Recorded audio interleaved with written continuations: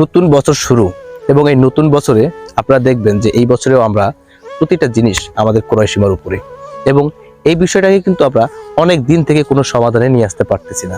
তার মধ্যে আরও লক্ষ্য করবেন যে প্রতিনিয়ত সংসার খরচ, ফ্যামিলি খরচ যেটাকে বলা হয়, এবং বাজারঘাট সদাই হাবিজাবি সব কিছু করতে একটা মধ্যবিত্ত ফ্যামিলির কিন্তু আর কিছু থাকে না।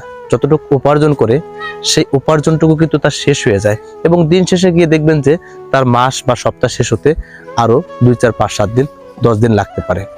বর্তমান সময়ে লেখাপড়ার পিছনে অনেক খরচা দাঁড়িয়ে গেছে। তার মধ্যে উল্লেখযোগ্য হচ্ছে একটু ভালো মানের যদি কোনো স্কুলে তার বাচ্চাকে বা কলেজে তার বাচ্চাকে লেখাপড়া করতে চান, তাহলে দেখবেন যে অনেক খরচ। এই খরচগুলো আসলে মিডল ক্লাস ফ্যামিলিরা যারা আছেন তারা মেনটেন করতে পারে না, যার কারণে তাদের বাচ্চারা কিন্তু উচ্চশিক্ষা কোনোভাবে লাভ করতে পারছে না বর্তমান সময়ে।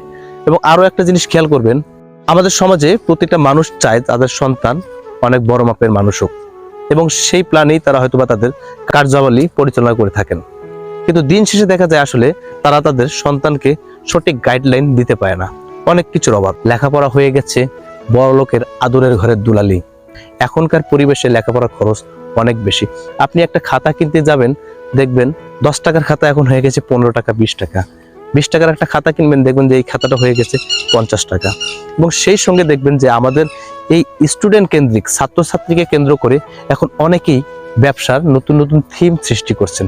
দেখবেন যে অনেক বড় বড় কোচিং সেন্টার আছে, বা অনেক বড় বড় প্রাইভেট যে প্রতিষ্ঠানগুলো আছে যেখানে লেখাপড়ার মান মোটামুটি ভালো, তারা এখন কি করছেন, তাদের প্রতিষ্ঠান থেকেই বাধ্যতামূলক অনেক কিছু ছাত্রদেরকে নিতে হয়। যেমন আপনি জুতা থেকে শুরু করে শীতকালীন যে পোশাক থাকে, শীতের কাপড় থাকে, সবকিছু সেই প্রতিষ্ঠান থেকেই নিতে হয়। কিন্তু এই মানের কাপড় যদি আপনি বাইরে থেকে কোথাও কিনে আনেন আপনার বাচ্চার জন্য, দেখবেন যে অনেকটাই খরচ কম। এখন অনেক অভিভাবকদের এই বিষয়ে কিন্তু অনেক কমপ্লেইন আছে যে আসলে আমার ছেলে বা আমার সন্তান ওই প্রতিষ্ঠানটাতে পড়ে, যে প্রতিষ্ঠানে পড়ার কারণে আমার অনেক টাকার খরচ হচ্ছে প্রতি মাসে। কিরকম, ওখানে পড়তে গেলে ওখানকার কালচারের যে শু আছে সেটা পড়তে হয়, এবং সেই শুটাও ওখান থেকে কিনে নিতে হয়।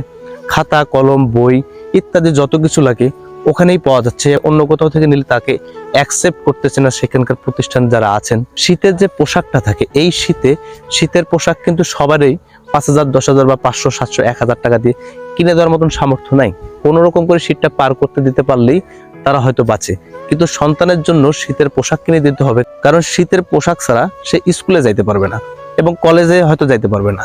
যার কারণে তাকে শীতের পোশাকটি কিনে দিতেই হবে যে প্রতিষ্ঠানে লেখাপড়া করে সেই প্রতিষ্ঠান থেকে। 500 টাকার একটা পোশাক সেখানে কিন্তু 1500 টাকা, 2000 টাকা দরে তাদের স্টোর রুম থেকে ছাত্রদেরকে দেওয়া হচ্ছে, এবং তাদের গার্জিয়ান সেই টাকাগুলো কিন্তু পেমেন্ট করছে। যার কারণেই কিন্তু বর্তমান সমাজে লেখাপড়া বড়লোকের ঘরে চলে গেছে। দুঃখ প্রকাশ করে একজন অভিভাবক কিন্তু বলেছিলেন কিছুদিন আগে যে লেখাপড়া হয়ে গেছে এখন আলালের ঘরের দুলালি। আমাদের পক্ষে আসলে বাচ্চা কাচ্চাকে মানুষ করা সম্ভব না। যারা সকল অভিভাবক আছেন তারা আসলে প্রতিবাদ করতে পারে না, কারণ তারা 1, 2 সংখ্যাগরিষ্ঠ। তারা প্রতিবাদ করলে কিন্তু তাদের সন্তানকে সেই প্রতিষ্ঠান থেকে টিসি দেওয়া হয়। এর ভয়ে হয়তোবা অনেক অভিভাবক আছেন যারা এই বিষয়টা নিয়ে প্রতিবাদ করতে পারে না। তাদের এই মনের ব্যথাটা কিন্তু মনেই থেকে যায়, অনেক কষ্ট সহ্য করে কিন্তু তাদের সন্তানকে সেখানে লেখাপড়া শেখানোর চেষ্টা করে। আপনারা যারা সচেতন অভিভাবক আছেন এবং তারা সবাই মিলে জনসচেতনতা সৃষ্টি করে সেই সকল প্রতিষ্ঠান প্রধান বা সভাপতি বা ম্যানেজিং কমিটিতে যারা আছেন তাদের কাছে গিয়ে একটা লিখিত কমপ্লেইন করুন যে আসলে আপনারা শুধু লেখাপড়াটুকুই করুন, এখানে আসলে কোনো বিক্রয়ের কারবারটুকু করেন না, কারণ এটা করলে অনেক অভিভাবক আছে যে আপনাদের প্রতিষ্ঠানে আসলে বাচ্চা পড়াতে পারবে না। তাই আসুন নিজে শপথ করি এবং অন্যকে শপথ করতে সহযোগিতা করি, যেন আমরা সবাই মিলে এই দেশটাকে রঙিন করতে পারি।